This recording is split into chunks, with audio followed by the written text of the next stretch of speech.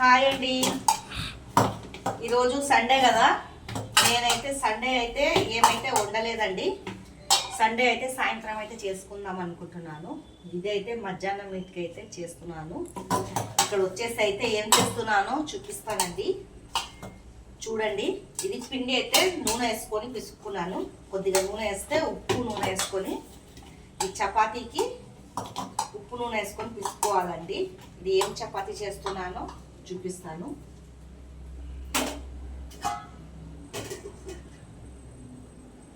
చూడండి, ఆలుగడ్డ అయితే ఉడకబెట్టుకుంటున్నాను.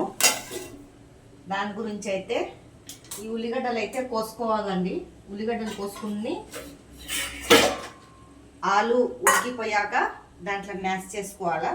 ఉల్లిగడ్డలు అయితే ముందు వేయించాలండి.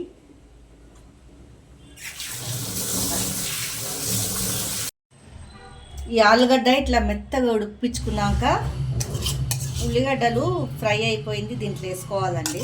ఫ్రై చేసింది కొద్దిగా నూనె వేసుకొని ఫ్రై చేసుకోవాలి. ఉల్లిగడ్డలు మెత్తగా అయిపోతుంది. తర్వాత పచ్చిమిర్చి కొత్తిమీర కోసేసుకుని దీంట్లో వేసుకోవాలా.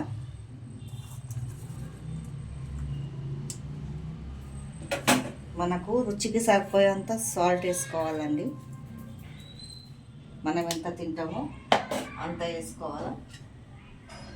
దీన్ని మంచిగా ఇట్లా మ్యాష్ చేసుకోవాలండి.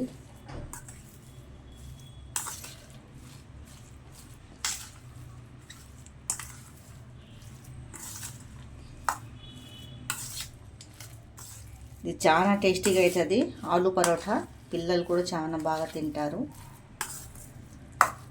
దీంతో పచ్చడైనా పెరుగైనా రాయితా అయినా చేసుకొని తినాలా. మనము చపాతీలు ఇది మన పూర్ణాలు ఎట్లా చేసుకుంటామో అట్లనే చేసుకోవాలండి. జర గట్టిగా పిసకాల పిండి, ఎందుకంటే లోపల ఇది పెడతాం కదా.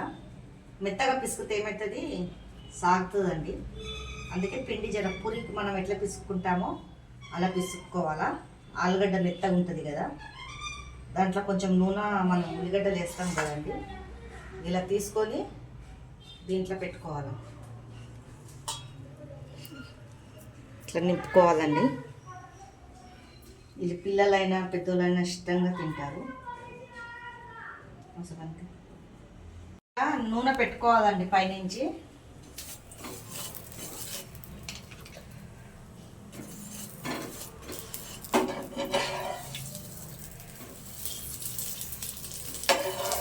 కొద్దిగా ఇరిగిపోతుంది, జాగ్రత్తగా చేసుకోవాలి. లోపల ఆలు వేసి చాలా బాగుంటుందండి, టేస్టీగా కూడా ఉంటుంది. చాలా ఏదైనా పచ్చడి ఎంబడైనా మన రాయితా ఎంబడైనా తినాలండి.